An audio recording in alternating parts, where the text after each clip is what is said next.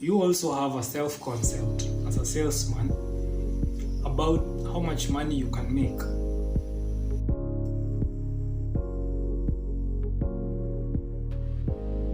Sales. I believe this is one of the most important skills that anybody can master. There are absolutely no ceilings and no limits to how much money you can make and how much wealth you can amass with a skill like sales. And the truth is, anybody who's not good at it, there's are skills that you can learn and master. Henry David Thoreau left us with a quote, and he said, "What lies behind us and what lies in front of us are tiny matters compared to what lies within us." You see, success in sales is purely mental. It is what is going on inside you that makes all the difference. There's a very important rule in selling called the 80-20 rule, or the Pareto principle. And the principle basically says that the 20% of the top salespeople earn 80% of the money, and the bottom 80% make 20% of the money. Now, if we put these percentages into numbers, we'll see that the top 20% on average, they make 16 times more than the bottom 80%. These are salespeople in the same industry selling the same product to the same competitive market. One salesperson is selling 16% more, while the other is selling 16% less. Your mission as a salesman or a saleswoman should be to decide to join the 20% and then learn how to get there. Decide to join the 20% and then learn how to get there. So what's the distinguishing factors that these top salespeople that are making 16 times more have over those that are making less? The truth, the winners in sales have developed something that we call the winning edge. They have developed the winning edge in their fields. The winning edge concept is one of the most important management and sales concepts, ideas of the 21st century. The idea says that small differences in ability can lead to enormous differences in results. The difference between these top salespeople and the bottom salespeople, difference between them is not a huge difference in skill or ability. If you really investigate and take a magnifying glass and we check what really makes them stick out, we will see it's only small things that they have done over time, and they have continued getting better and better at it. Very small things. Let us look at an example of the winning edge concept in play. Let us look at a horse race in a track, The horse that wins sometimes wins only by a nose. It's only the nose that crossed the finish line first and made the horse win. The second horse was close by, but the first horse won the race by only an inch of a nose. Another example, let's look at a sprint race. A sprint race for 200 meters. We can see that the number one athlete wins and is closely followed by the second and third and fourth. He wins by only 2 seconds, 3 seconds, even less than that. It's probably his hand crossed the finish line first or his head. Those two are perfect examples of the winning edge concept in play. So I have a question for you. Is the number one horse or the number one athlete better by 1,000 times or 100 times than the number 2, number 3, or number 4, are they that much better? No, they are not. It's just a little bit better. 1 second faster makes all the difference in results. Same for salespeople. The people at the top have the winning edge concept, something very small that puts them ahead of the crowd.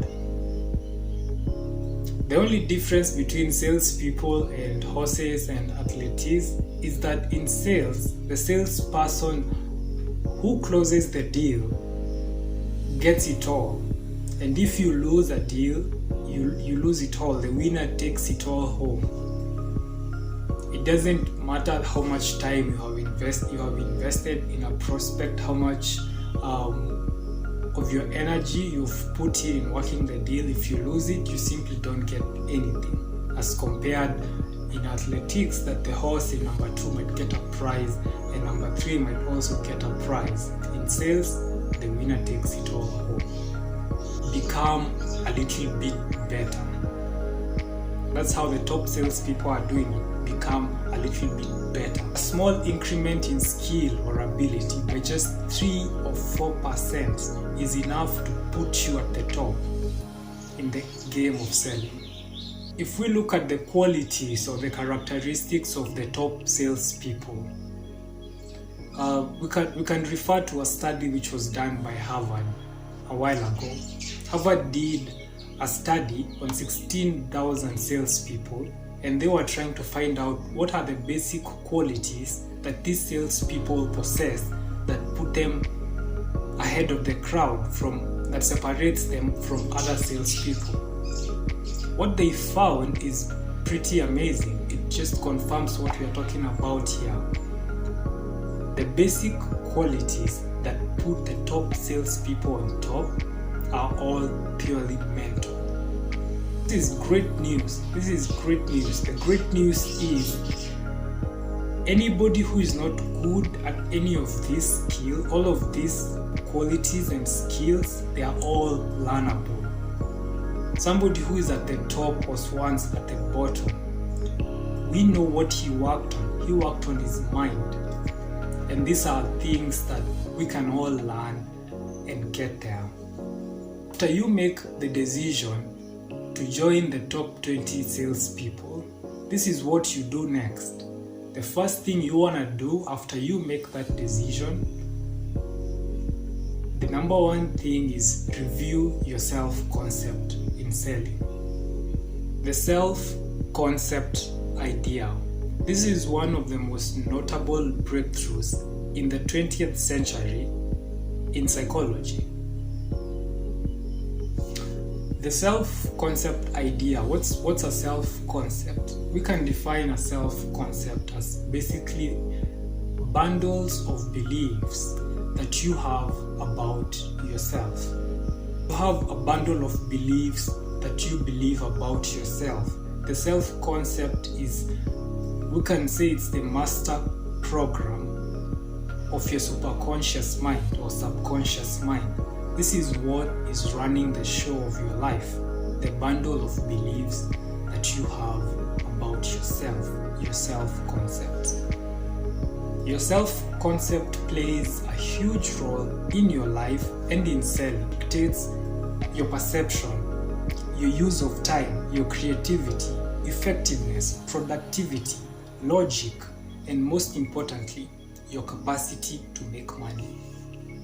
For example, you have a self-concept, you have a bundle of beliefs that are in your head in the area of prospecting in selling.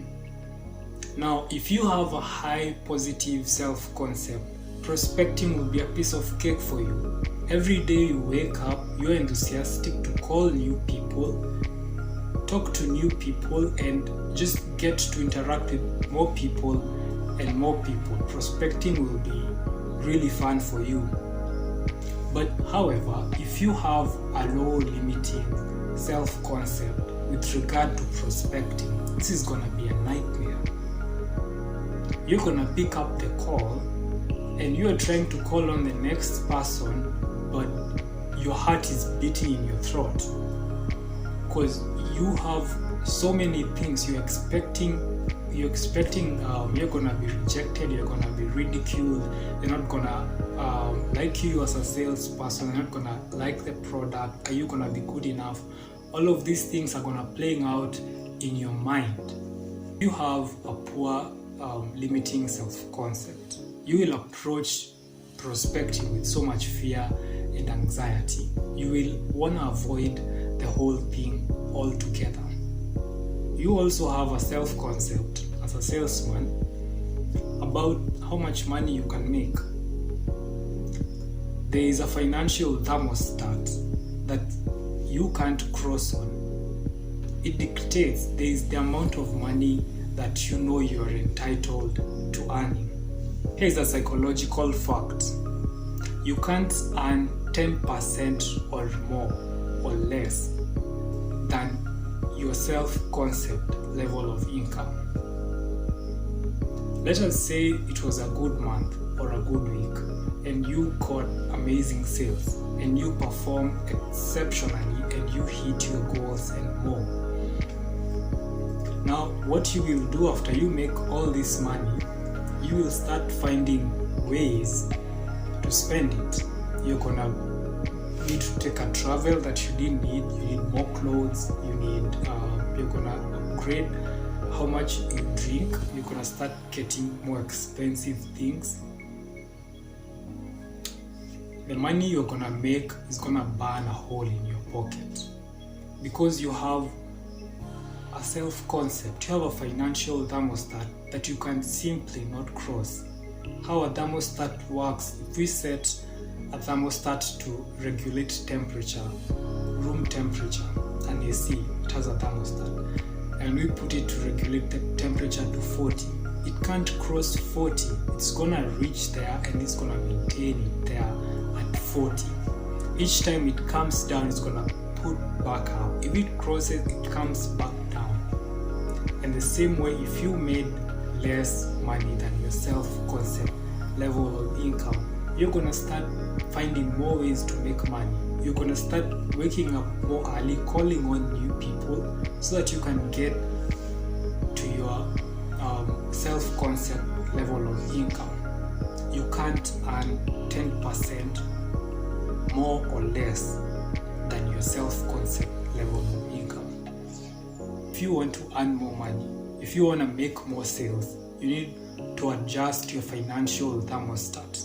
If there are two people, one person earns $50,000 a year and another person makes $100,000 a year, the difference between these two people is not in skill nor in ability. It's in their self-concept level of income. If you tell me how much money you make a year, I will tell you where your mind is at. I ask people, how much money do you make in a month? I'm not really interested in how much money they make, but the amount you're gonna tell me, I can tell where your mind is at. I can tell where your financial thermostat is at. So the first thing, if you wanna make more money in sales, you need to look at your financial thermostat, your self-concept. In the inner game of selling, it's really important to understand that the first product that you have to sell is yourself. You are the main product that you have, not what you're selling.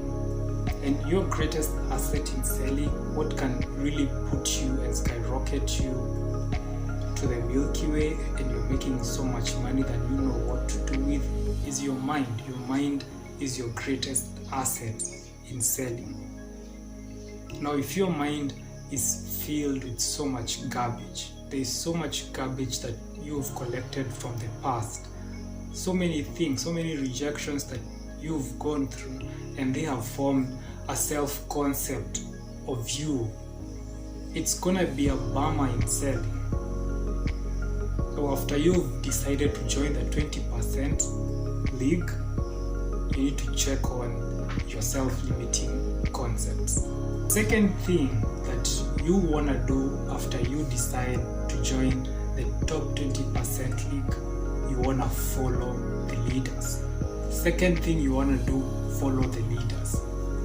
British philosopher Bertrand Russell once said, "The very best proof that something can be done is that somebody else has already done it."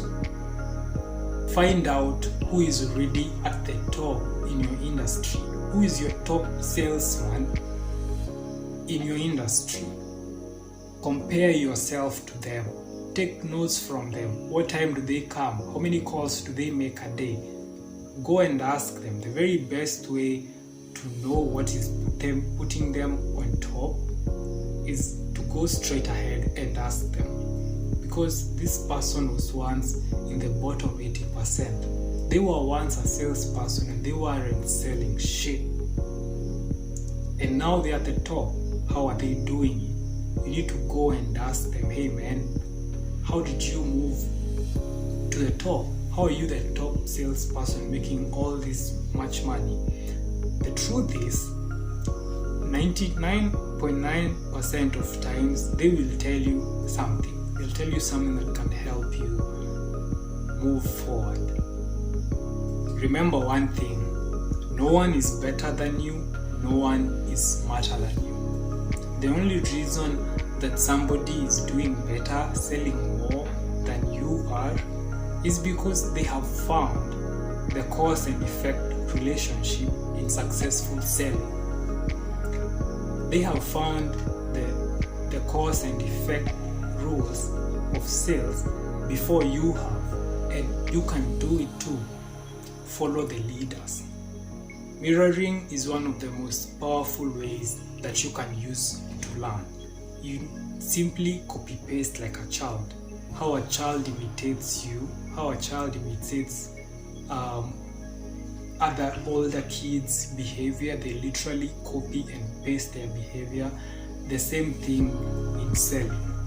Copy and paste. You start even copy pasting questions that this person uses to identify needs. Just copy and paste, just mirror the leaders. Stop hanging out with the average people. Stop going to the office every day and you're hanging out with average salespeople who the only thing they're talking about is how much they haven't made sales. They're just burning time in the office, making 2 or 3 calls in a day. Hang out with the top salespeople and mirror them. You will soon become one of them. I believe these are the 2 foundational things in selling. Reviewing your self-concept and then mirroring the industry leaders that you have.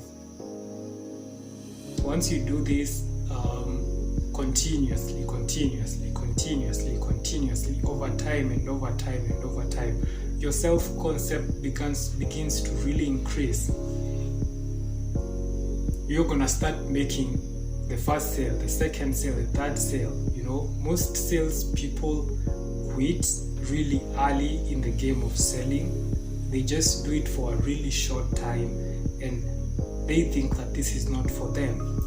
They simply don't stick around long enough so they can start selling.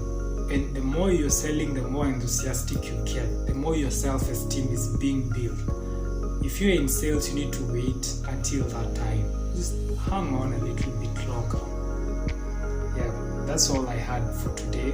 I hope you liked this video. If you found the information here useful, please give the video a thumbs up. Share it to a salesperson who you know or whoever the video might help. And don't forget to subscribe to the channel for such amazing content. Bye.